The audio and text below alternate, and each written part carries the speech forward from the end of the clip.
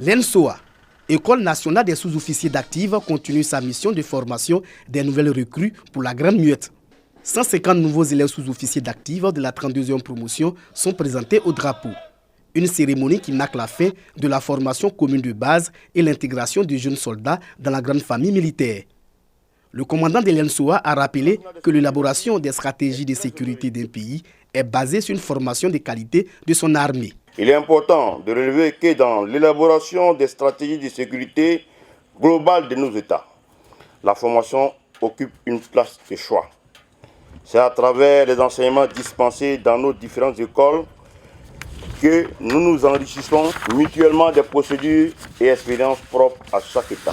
Ces 150 nouvelles recrues sont issues de 8 nationalités africaines. Cette décision de nombreux pays de former leurs soldats en Côte d'Ivoire traduit la rigueur du travail réalisé à l'École nationale des sous-officiers d'active. La 32e promotion est forte de 8 nationalités. Côte d'Ivoire, Burkina Faso, Cameroun, Congo, Gabon, Niger, Sénégal et Togo. C'est la première fois qu'autant de pays sont représentés au sein d'une même promotion dans notre école.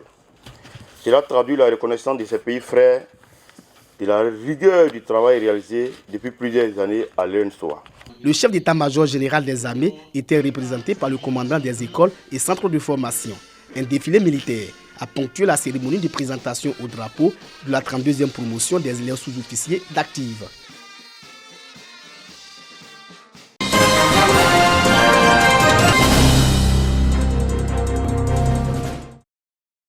L'utilisation des drones pour le traitement phytosanitaire des exploitations cotonnières est désormais une réalité en Côte d'Ivoire. Avoir une production de quantité n'est pas le seul avantage de cette innovation technologique dans le domaine agricole. Avec les drones, on est sûr quand même que le producteur n'est plus trop en contact avec le produit. Déjà pour sa santé, c'est déjà une très bonne chose. On a aussi vu qu'avec le drone, il y a un gain de temps. Le traitement phytosanitaire est devenu de plus en plus difficile.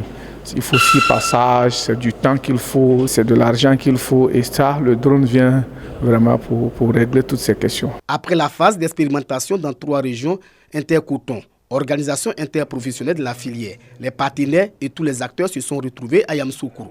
Ils ont dressé le bilan. Aujourd'hui, nous pouvons rassurer le ministère de l'Agriculture qui nous a appuyés, le bailleur de fonds qui a financé l'activité et le FIRCA même qui pilote le projet, ainsi que tous les acteurs de la filière coton, que le traitement phytosanitaire par les drones dans le bassin cotonnier est possible.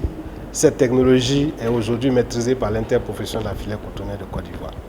Avec les résultats de la phase d'expérimentation, les acteurs souhaitent la vulgarisation de l'utilisation des drones pour le traitement phytosanitaire des exploitations cotonnières. Une zone va bien que l'autre zone ne va pas bien, c'est toute la Côte d'Ivoire qui souffre. Donc, pour moi, mon souhait, c'est que tous les producteurs bénéficient alors, de ces drones-là. C'est 240 producteurs qui ont bénéficié. Mon souhait aujourd'hui d'améliorer encore pour que beaucoup de producteurs puissent bénéficier par rapport aux drones. D'un coût global de 176 millions de francs CFA, cette phase pilote est cofinancée par Intercoton et le FIRCA à travers le CIFIAD, Fonds compétitif pour l'innovation agricole durable. 240 producteurs ont bénéficié de ce projet.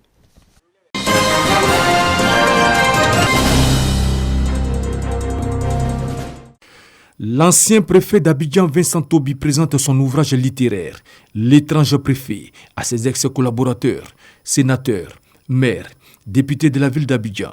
Dans cette œuvre, l'auteur revient sur des temps forts alors qu'il occupait le poste de préfet d'Abidjan. Ses relations de collaboration avec les élus de la ville d'Abidjan. Vincent Tobi aborde les thématiques de la question fondamentale de la proximité et de la communication avec les populations et les relations entre autorités. Toutes les expériences menées, c'était à leur côté, c'était ensemble. C'était eux qui, certaines fois, ingéniaient ou démarraient des activités auxquelles ils nous invitaient. Et donc, ensemble, nous tirons des leçons, notamment la question de la proximité avec les populations. Si vous êtes un élu, que vous cultivez la proximité, vous affirmez votre légitimité, mais de par votre relation avec la population, de par votre compréhension des problèmes de la population, vous arrivez à créer une relation qui est une relation de proximité, mais également une relation de confiance. Un cadre d'échange, moment propice pour évoquer des souvenirs, faire des témoignages et des anecdotes. L'auteur échange avec ses invités sur l'importance pour eux d'être proches de la population afin de régulièrement s'imprégner de leurs attentes, leurs problèmes au plan sanitaire, socio-économique, environnemental, ainsi que renseigner cette population sur les actions menées pour elle en utilisant différents canaux de communication. Ça a été une séance de formation.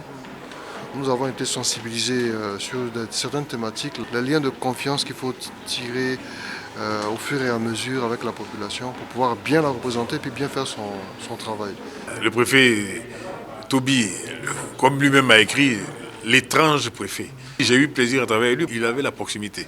Et il nous rappelait nos parents d'avant, les premiers préfets qui étaient vraiment à proximité de leur population. L'étrange préfet fait partie des 6 livres de l'auteur sortis récemment.